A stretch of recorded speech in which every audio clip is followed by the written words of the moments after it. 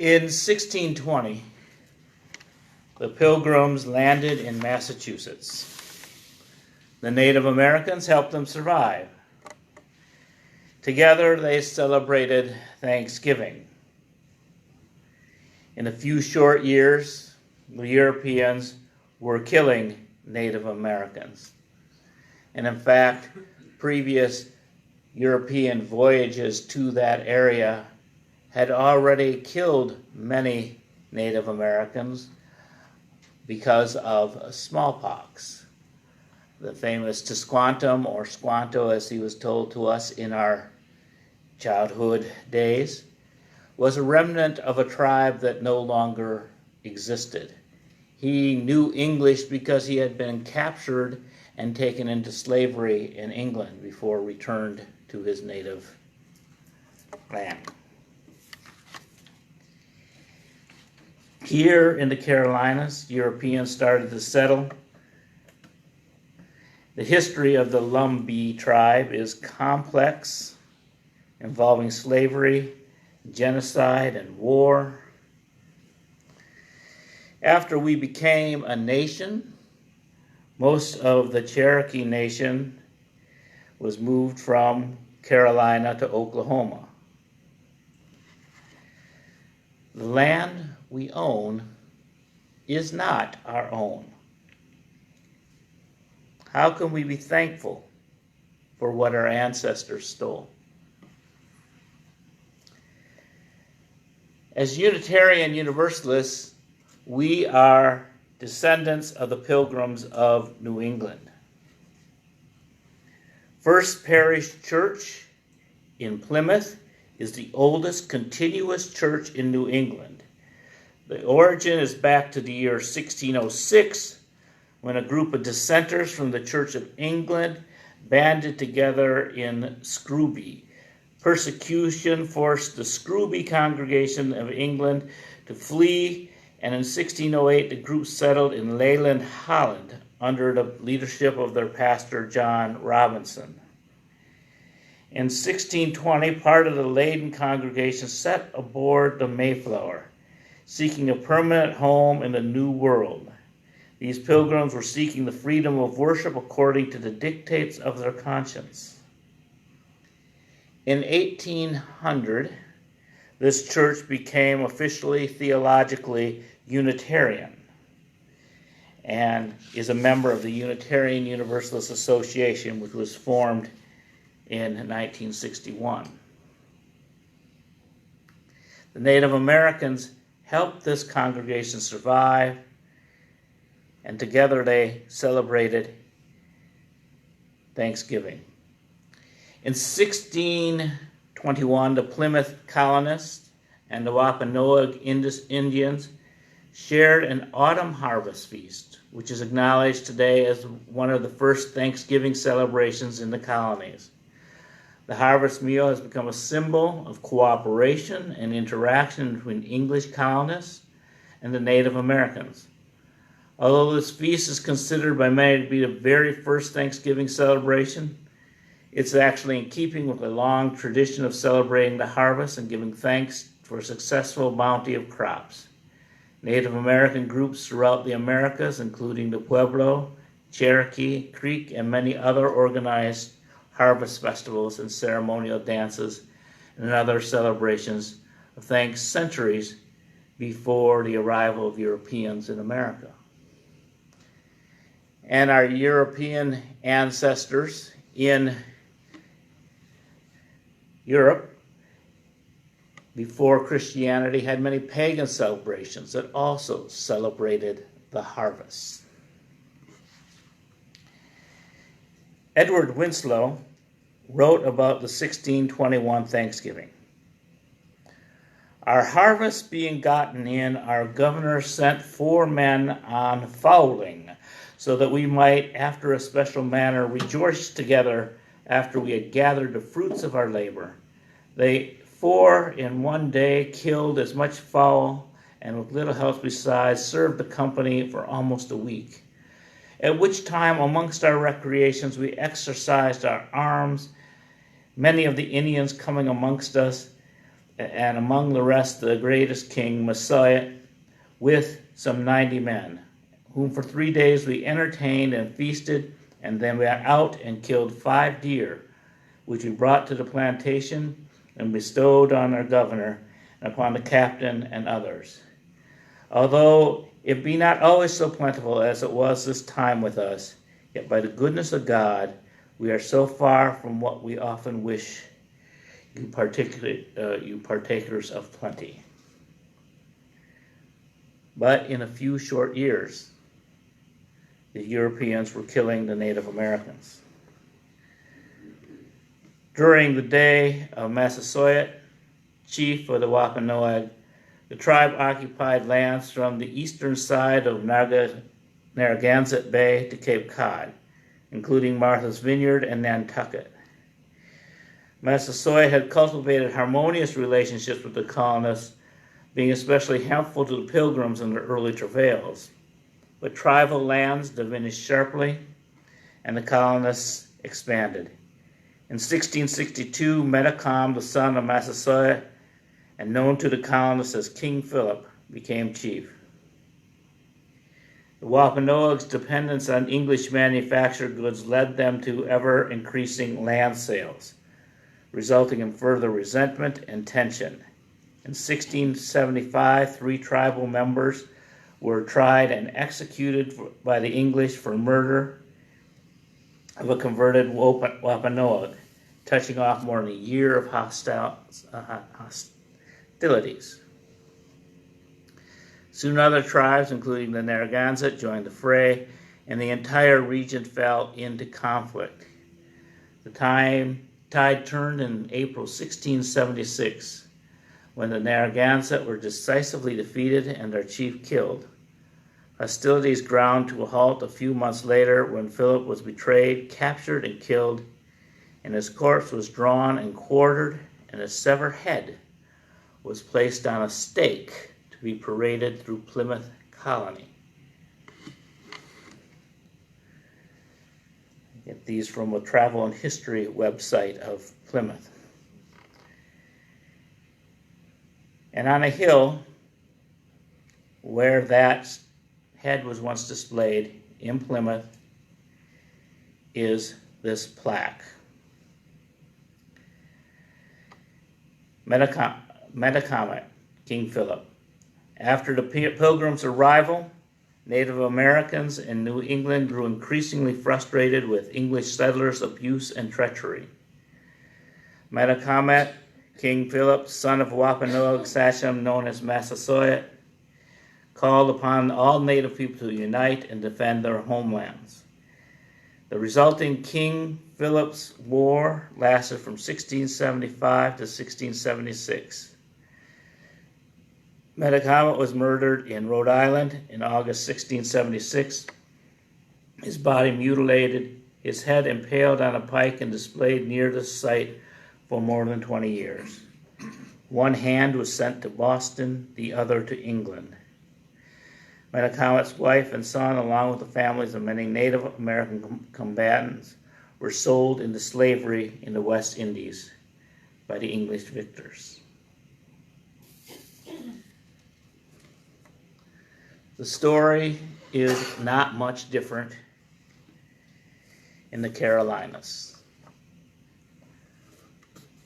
Famously, New Bern was founded in 1710 after King Philip's War.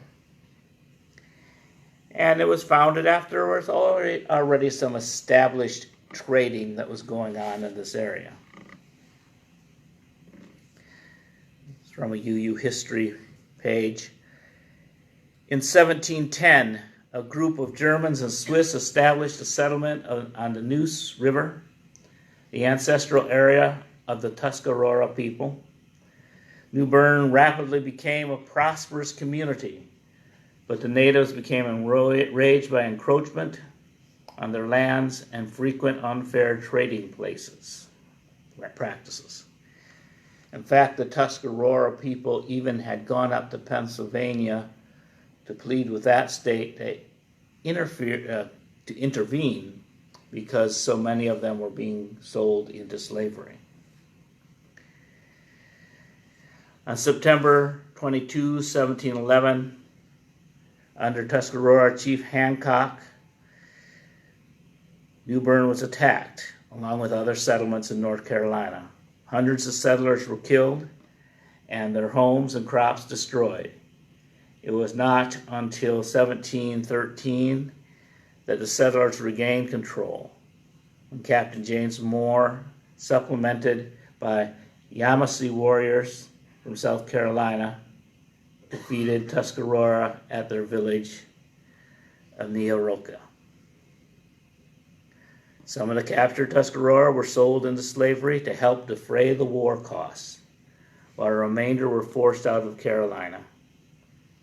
Eventually, the Tuscarora ended up in New York and later became the sixth nation in the Iroquois Confederation.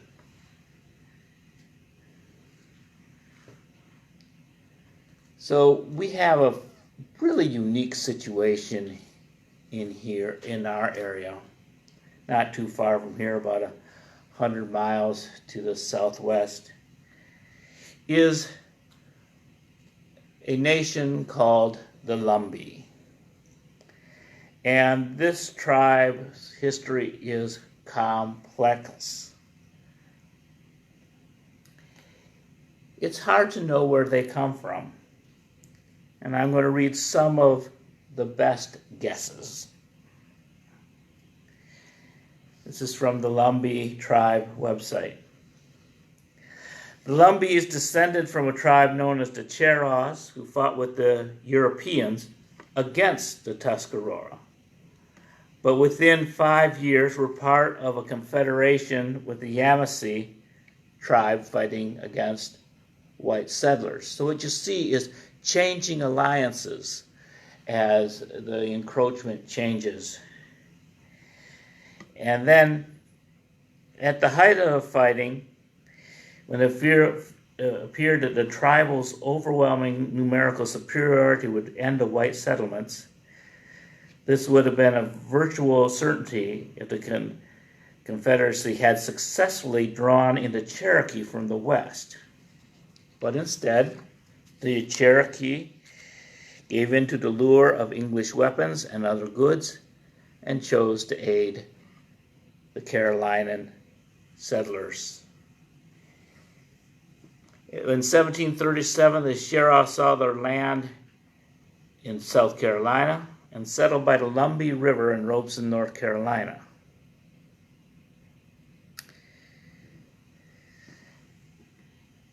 And so that, after we became a nation, we got rid of most of the natives that were here. The Cherokee Nation was dominant, and most of them, with the exception of the tribe, the nation that's over in Cherokee, North Carolina, were sent to Oklahoma. The Lumbee were kind of safe because it's kind of a marshy area, and it's much like it is here, and there wasn't much claim for Europeans to go in there and farm it. And so this area also became a good place to hide out if you were a European who had intermarried and shamed your family. You could go hide with the Lumbee tribe. If you were a slave who had escaped, you could go hide with the Lumbee people. The Lumbee turned out to be this great catchment area of all the diversity and the outcasts. The Tuscarora, who weren't able to make the trip to New York, some of them went down and settled with the Lumbee people. This mishmash of culture, the Lumbee has had trouble defining who they are. In some censuses, they were considered to be free persons of color. They have been called Cheraw, Cherokee, Tuscarora, even Croatoan after the lost tribe in Roanoke. In 1885, the tribe was recognized as Indian by the state of North Carolina, And the tribe has sought full federal recognition from the United States government since 1888. In 1956, the Congress passed the Lumbee Act, which recognized the tribe as Indian. However, the act withheld the full benefit of federal recognition from the tribe. And these efforts for full national recognition still continue. Both Trump and Biden promised official recognition during the 2020 campaign. So for any of those who wish to join a bipartisan cause, this may be one that could happen even during these struggling times. Despite their disenfranchisement and uncertain status, they have several notable accomplishments. In 1887, the Lumbee people built the Croatoan Indian Normal School, which is now the University of North Carolina in Pembroke. And the majority of the people who claim Lumbee heritage live in Pembroke. In 1888, the North Carolina Constitution changed and gave citizens' rights to the Lumbee, which is always amazing to me. That thought that this country based on freedom, all the laws that they wrote didn't apply to people of African origin and the people who lived here. You know, that whole thing of whether a presidential candidate was actually born here or what makes someone a citizen. Well, people who had been here for 10,000 years weren't considered citizens of North Carolina until 1888. And it wasn't until 1924 that native-born Native Americans were given automatic citizenship in the United States. This country's history is complex.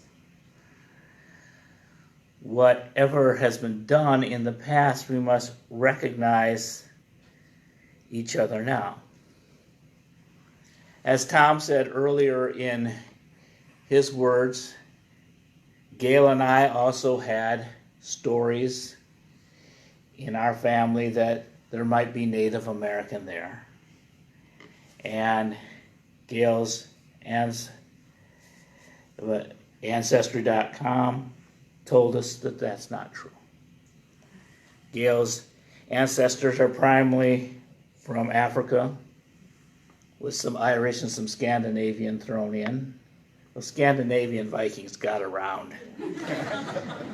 and mine are from Europe, mostly Britain and Germany, with some Scots-Irish. It turns out Gail is more Irish than I am.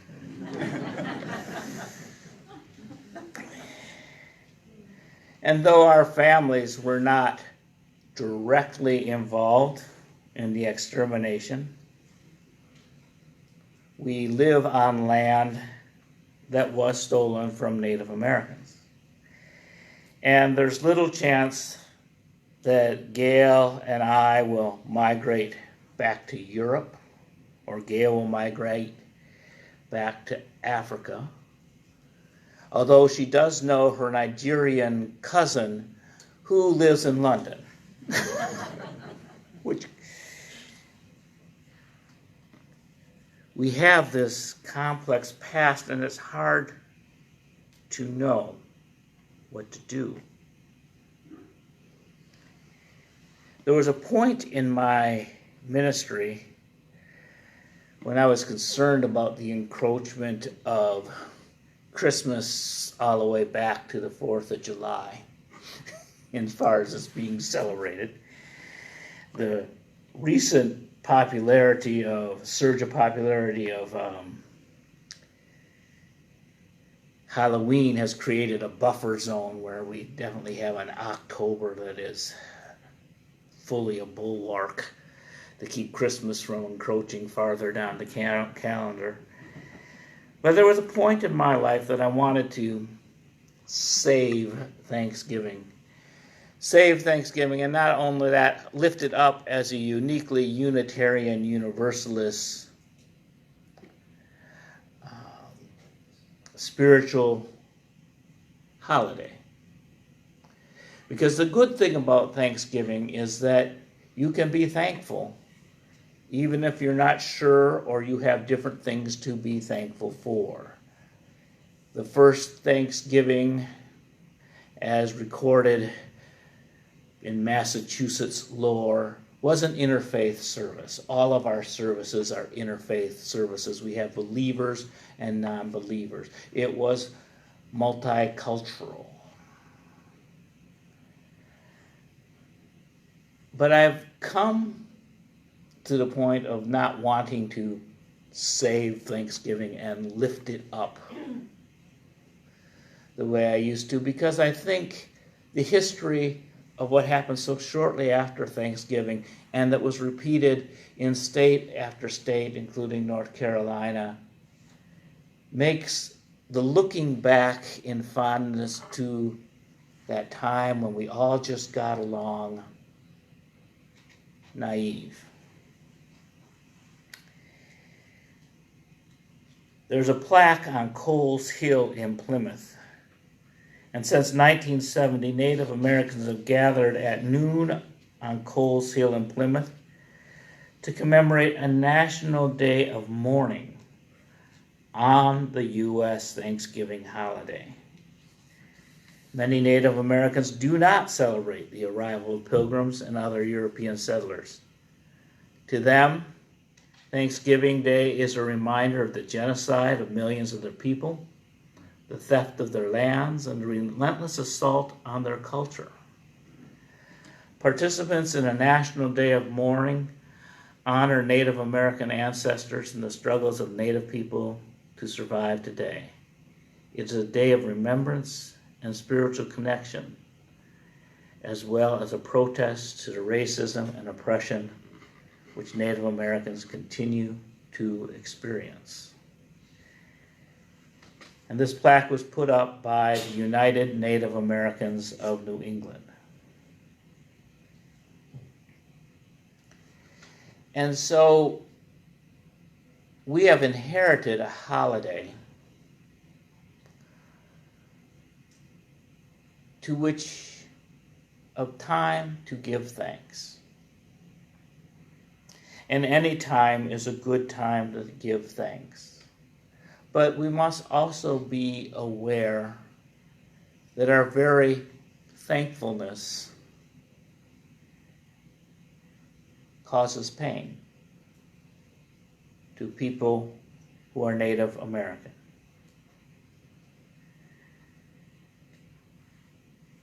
We can't undo the past, and we do well to remember it.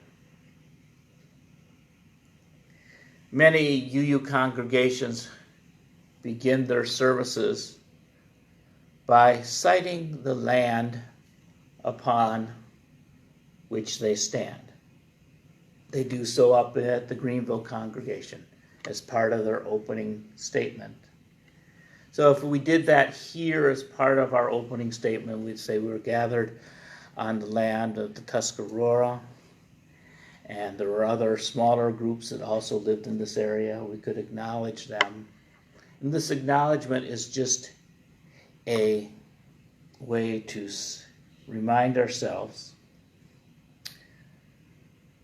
of where we sit in the world and where we sit in our history. But there's also been pushback against doing this, because once it gets written in the Order of Service guidebook, it sometimes becomes a ritualistic, empty words that just kind of happen that people ignore as it goes on. That unless these words are attached to any real connection to native people in the area, they soon start feeling hollow. So it's this tricky area to be involved in, to say, how do we acknowledge without making our acknowledgement a self-satisfying, okay, I've done my part, let's move on to my life. We have to figure out how to share the land. And the concept of land ownership is tenuous. How much of the land is owned by me? How much is owned by the bank? And how much of that land is regulated by the government? The land will outlast me. The land will outlast the bank. And the land will outlast the government. We must humble ourselves and realize that we do not own the land.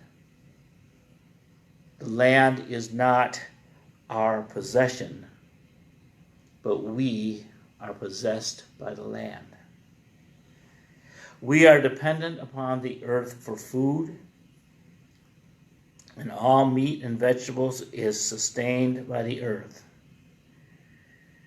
We are deluded into thinking we own the land because we have the ability to build fences. Nations claim airspace and territorial water.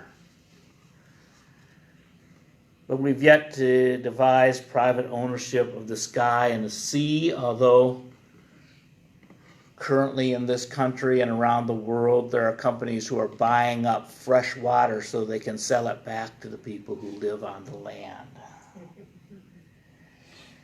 And there are the water protectors in the Dakotas,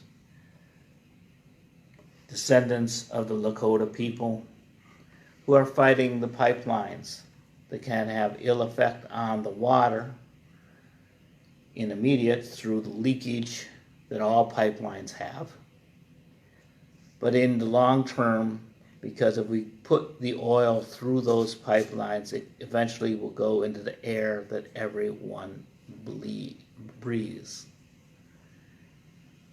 And this is a place where we can follow the lead that is being given by the Native American people of this country, because it is their understanding of the eternity of the land and the respect for the land that we can work with them.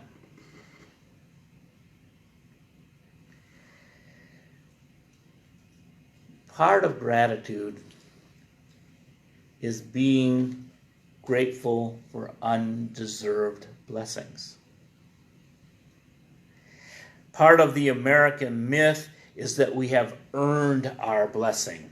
I had a history teacher in high school that said we had driven out the heathen in the same way that the Jews had conquered the promised land. There was a sense that God made white folks the victors and punished the Indians, perhaps for their religion and their disbelief. By thanking God for our blessings, this may have been a way to avoid taking personal responsibility for what we have actually done. Claiming that it was God's will means that we are not responsible. We are not to blame. Rather than thanking God for quote unquote giving us the land, we could thank the land itself. And like our Native American brothers and sisters, realize that we are but temporary custodians, and we have the obligation to share what we have with others. The spiritual practice of humility is the first step of Thanksgiving. Rather than gloat in gluttony, we should remember all that has brought us to this point. All that we have may be more than we deserve. we must realize that all of this did not have to be. We got to take what we're given and figure out some way to give. We are custodians. No matter how or why we got to this place that we are now, part of acknowledging what we've been given is figuring out how to pass it along to those in the future and how to share it with those in the present. It is in the sharing that allows us to enjoy our lives and be truly grateful.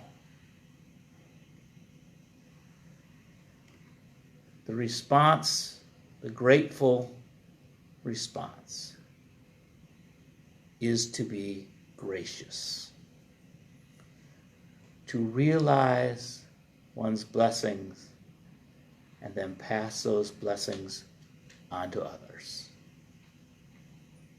May we bless and be blessed.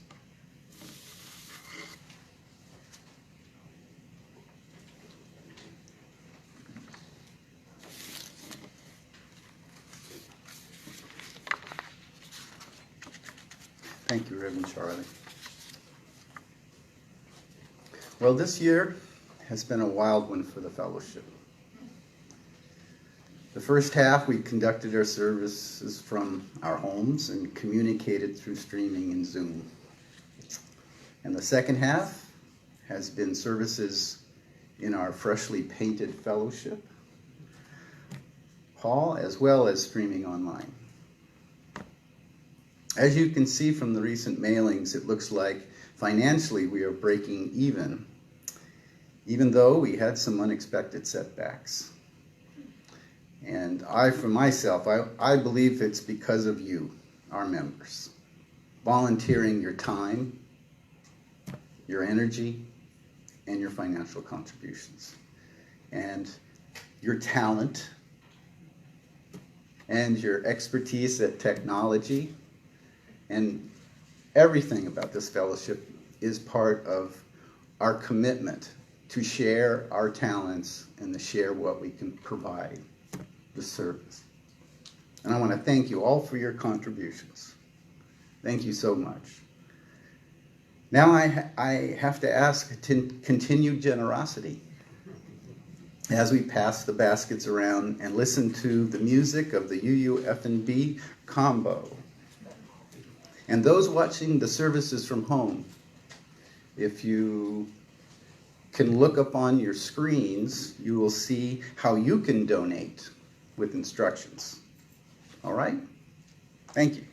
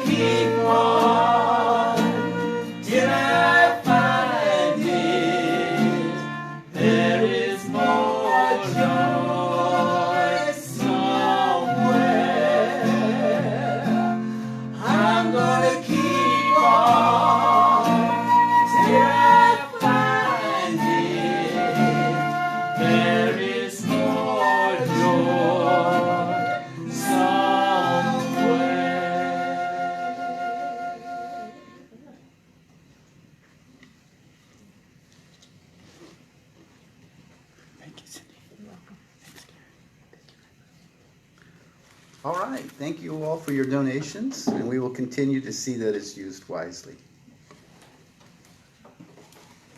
And now this ends the online portion of our service, and we wish those watching remotely to have a great holiday. And we will see you next Sunday. Thank you. Okay. Now this is the part of the service where we share our joys and sorrows. Please come forward, place a stone in the water, and step to the podium.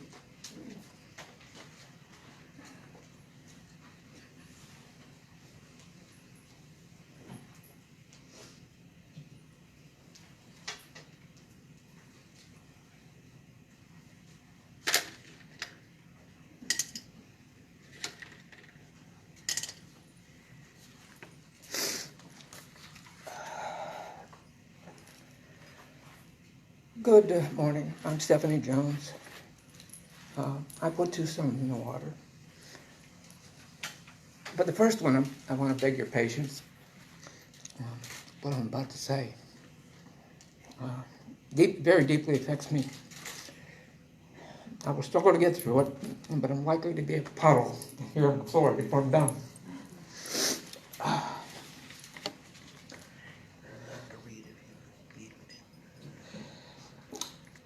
Yesterday, the Trans Day of Remembrance, a day to memorialize and honor transgender people who have lost their lives to hate violence, suicide, and immense hardships of a systematic oppression. This last evening, I attended a gathering in Jacksonville, dedicated to Jenna Franks. This memorial candle is lit for her and others of my siblings murdered this past year. Before the vigil, about 50 of us, mostly your transgender neighbors in this region,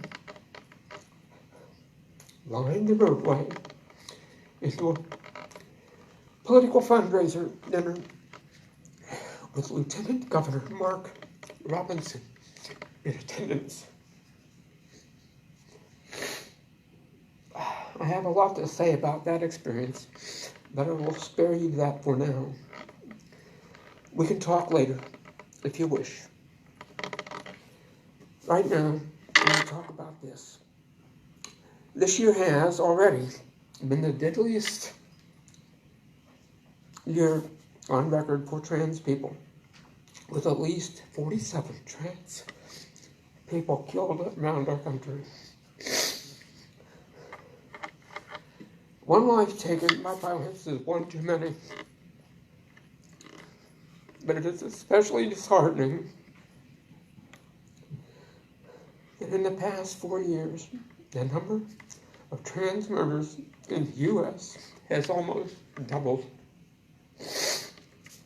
Here in North Carolina, 4 transgender people were killed this year.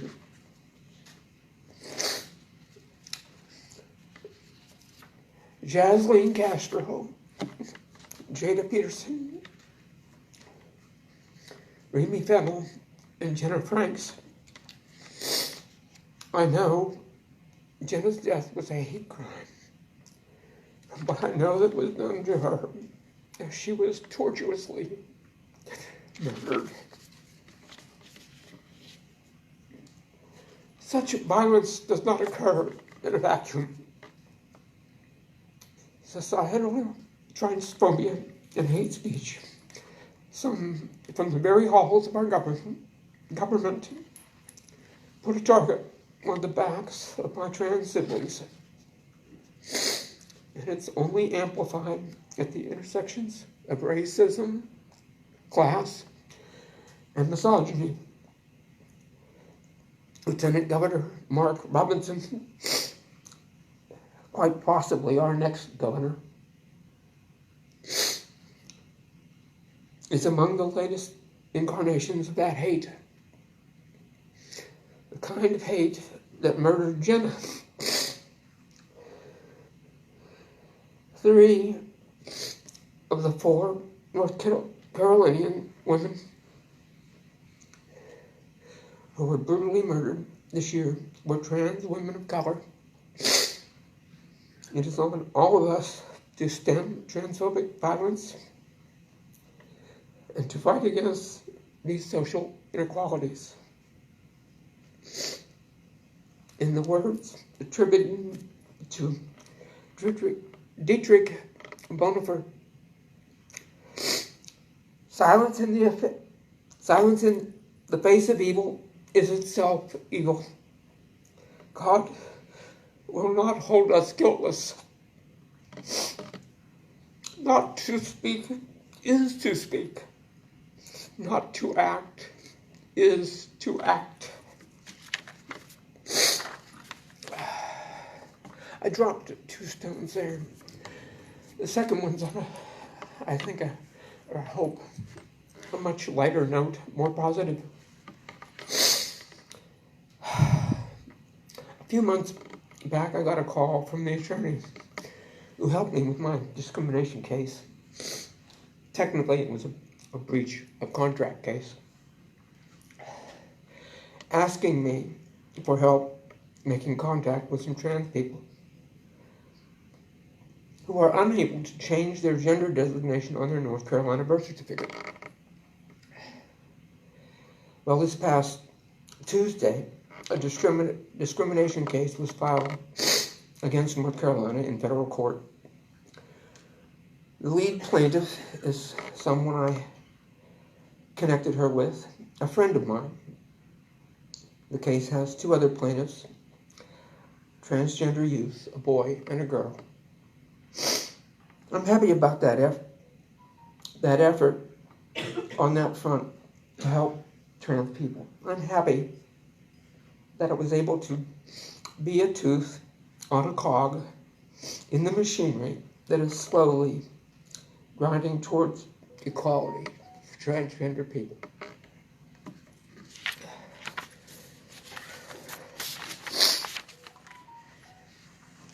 Thank you, Stevie, for your leadership and courage and example to this congregation.